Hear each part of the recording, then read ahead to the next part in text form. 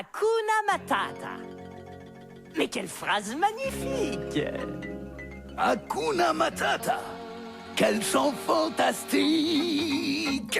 Ces mots signifient que tu vivras ta vie sans aucun souci. Coucou les loulous, c'est Brenda et je suis là pour une nouvelle vidéo sur ma chaîne. J'espère que vous allez bien, que tout va bien et on est en vacances. On est en vacances. Si je vous retrouve aujourd'hui, c'est tout simplement pour vous faire, c'est pas vraiment un top 10, vu qu'il n'y en a pas beaucoup je crois. C'est un petit peu un top 5 des BD à lire quand on est enfant, qui peuvent donner le goût à la lecture. Présenter un peu des BD parce que je ne parle pas beaucoup de BD, tout simplement parce que je n'en lis pas. Je veux dire, à part ces BD là, d'autres BD ne m'ont pas plu, les autres BD ne me plaisent pas vraiment, voilà. J'ai testé plusieurs genres, autant le genre des enfants, le genre un peu plus adulte, le genre adolescent. Je veux dire, enfin quand j'ai un peu plus adulte c'est adolescent, voilà. Je veux dire, j'ai lu plusieurs BD, des BD qui sont aussi des romans. Mais non, ça colle pas avec les BD, voilà, y a que quelques BD qui sortent du lot et qui arrivent à me plaire. Donc je vais vous les présenter la vite. Alors, la première saga de BD que je vais vous présenter, c'est les Tom Tom et Nana. Par exemple là j'en ai pris 3 au pif, mais bon, je sais pas si vous voyez, non vous voyez pas. Là j'en ai tout plein et même un truc en carton.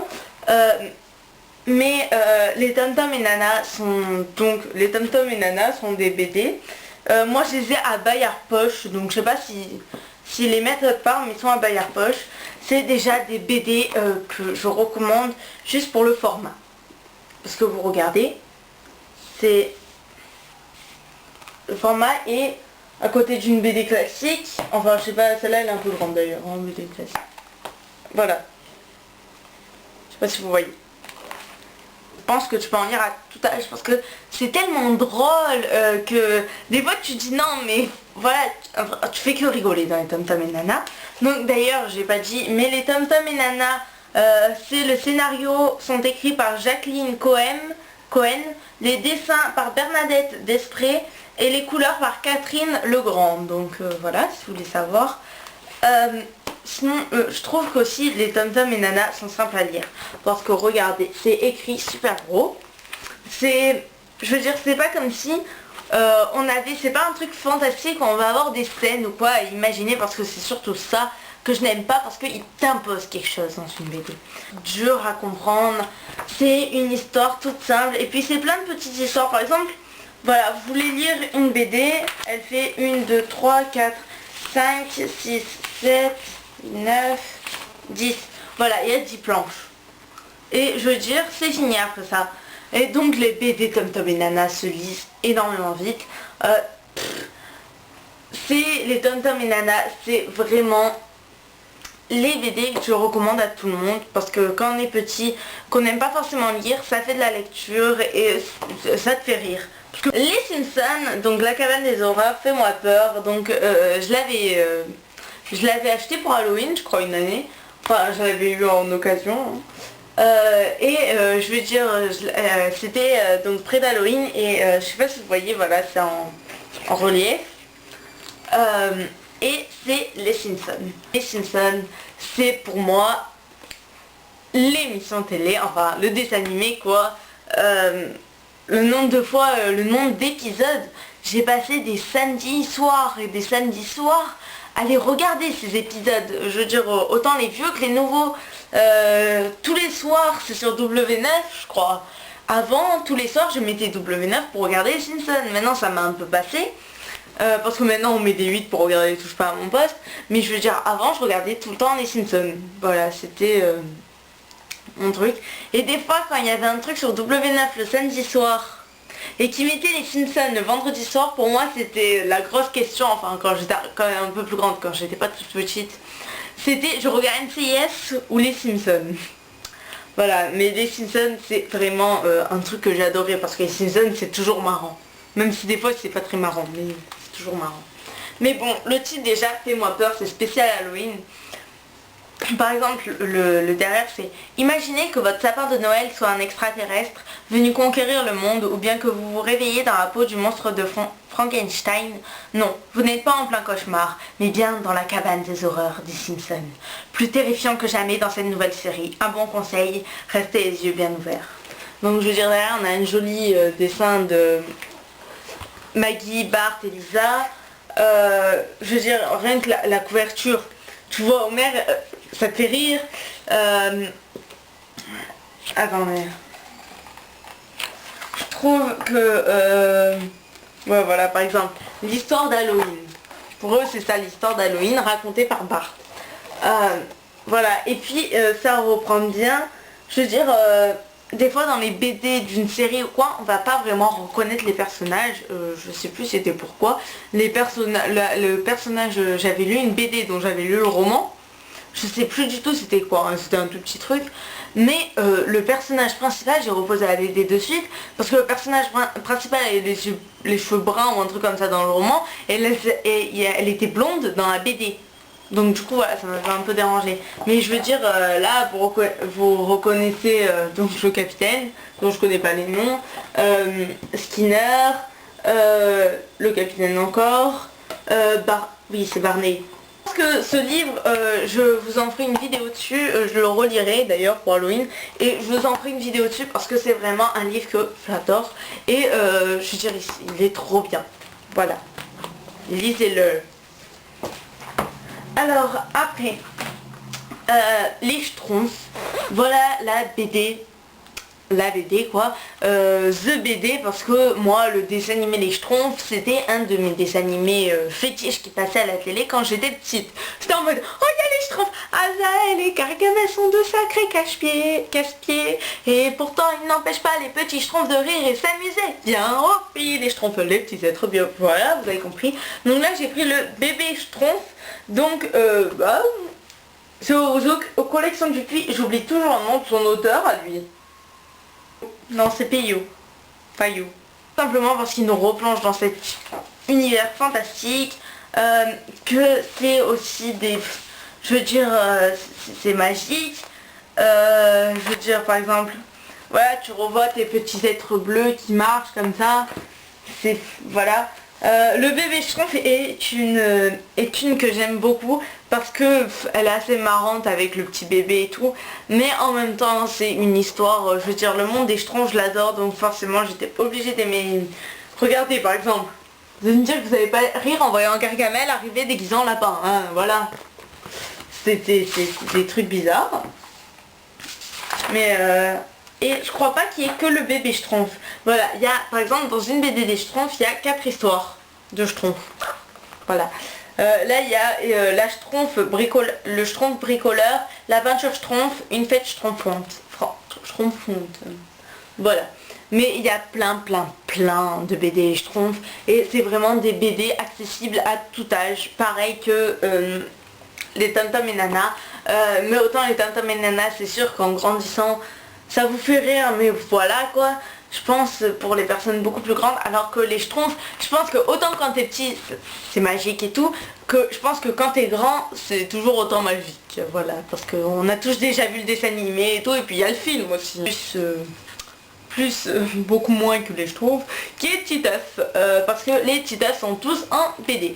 Ils sont aussi en petit format, hein, faut pas se le mentir, je les ai aussi, je les ai en 2 fois pour certains, pour d'autres voilà. Mais tout simplement retrouver Titeuf. Titeuf c'est tout simplement une BD mais formidable. Je veux dire, c'est encore mieux que le dessin animé, je trouve, la BD. Voilà. D'ailleurs j'ai oublié de dire encore de qui il est écrit, donc c'est aux éditions Glénat. Et je sais pas par qui c'est écrit, voilà, c'est bien ça.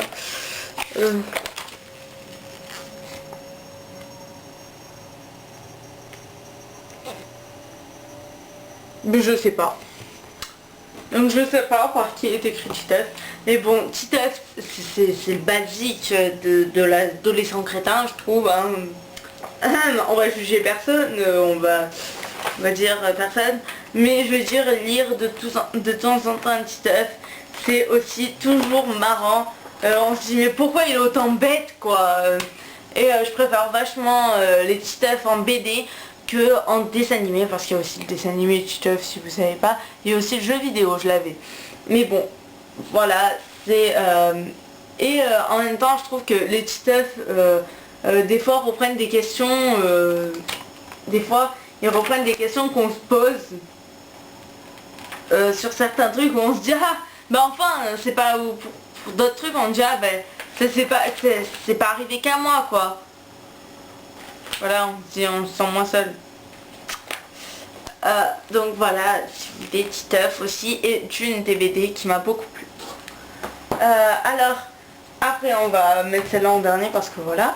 Alors après c'est Tintin et le sceptre d'Ottokar. Pourquoi il écrit Sottokar? C'est d'Ottokar. Oui c'est d'Ottokar. Pourquoi il écrit Sottokar? Bon c'est pas grave. Donc de RG. Donc aux éditions Casterman. Déjà Tintin c'est Tintin quoi. Tintin et Milou, tu peux pas faire autre chose. Je pense que c'est le seul détective dont j'ai lu une histoire. Après c'est sûr que j'avoue, les Tintins quand t'es trop petit t'as pas envie de les lire. Parce que quand t'as genre des bulles qui sont comme ça, t'es en mode il faut que je lise tout ça d'un coup. Je veux dire même moi ça me démoralise de voir lire tout ça. Voilà, la plupart du temps je les lis pas. D'Ottokar est mon Tintin favori. Donc je vais pas vous mentir, j'ai dû le relire au moins 3 ou 4 fois ou 5 fois ou 6 fois. Le papier pour moi est un peu jaune, comme les Schtroumpfs d'ailleurs. Est un peu, pas jaune mais vous voyez comme si c'était du parchemin. Les dessins sont d'une manière, les Schtroumpfs et Tintin sont ces deux seuls BD que j'ai lus et qui sont de cette manière qu'on dirait des BD qu'on pourrait lire il y a 30 ans, 40 ans. Tintin sont juste magiques, Tintin et Milou quoi. C'est un truc de fou. Voilà, je ferai n'importe quoi. Regarde, il est pas trop mignon Milou. Je veux dire, après le capitaine Haddock aussi, c'est des personnages légendaires. C'est presque des personnages légendaires, voilà. Donc si vous avez jamais lu de Tintin, foncez-y parce que vous ratez vraiment quelque chose. Donc je vous présente toute une série de BD qui, voilà, j'ai pris toute la série parce que j'avais pas envie de m'embêter en fait. Hein. Voilà, il y a juste lui qui va dans le sens. Donc il me manque le tome 6 qui est la série Lou de Julien Neulel aux éditions Glénat. Donc le premier tome, Lou, journal infirme. Le deuxième c'est Mortebouse. Le troisième c'est Le cimetière des autobus. Le quatrième c'est Idylle. Et le cinquième c'est Laser Ninja. Les loups sont vraiment des BD super, dans un monde super. Enfin dans un monde super, je veux dire c'est un monde réel. Mais il y a une histoire de fiction en quelque sorte. Vu comme on va suivre le personnage de Lou qui est une adolescente qui est très petite et qui est amoureuse de son voisin d'en face qu'elle observe tous les soirs par sa fenêtre qui est Tristan. Et donc du coup Lou elle est amoureuse de lui et sa mère elle travaille comme écrivain mais elle est fan de jeux vidéo. Bon les loulous, je m'excuse si ça se voit. Bon déjà parce que si vous avez remarqué, j'ai changé de coiffure. Vu comme j'ai fait une petite pause d'1 heure parce que je parlais avec ma mère et tout, vu comme elle est rentrée. Là par exemple on va avoir, même si l'histoire se suit, il va y avoir des passages que tu peux lire indépendamment. Et surtout mon moment préféré dans toutes les BD c'est ça, voilà. La couverture, donc là on a la couverture première page, ça. La présentation de l'univers, c'est mon kiff personnel. Je n'ai pas encore lu la 6e, je pense que je me l'achèterai, mais beaucoup de personnes m'ont dit qu'elle était un peu bizarre, on ne comprenait pas vraiment. Et j'avoue qu'après avoir vu le film, j'hésite largement là à me remettre dans ces BD parce que le film m'a énormément déçue. Je sais pas si vous avez vu le film Lou, mais c'était genre dans le même film, il y avait un mélange de tous les tomes un peu bizarroïdes. D'accord? Je veux dire, t'avais un mélange, t'avais des personnages par exemple qui étaient dans ce tome, mais ils étaient pas en... Le film était vraiment très bizarre, j'ai pas compris la moitié du film quoi. Pour vous dire, c'est le film le plus nul que je suis allée voir au cinéma quoi. je tiens à vous préciser que si vous avez vu le film, ne vous dites pas je lis pas le film, je lis pas les livres juste parce que j'ai vu le film. Après je trouve qu'en fait les BD sont super belles déjà à la couverture, mais que parce que regardez par exemple là, voilà.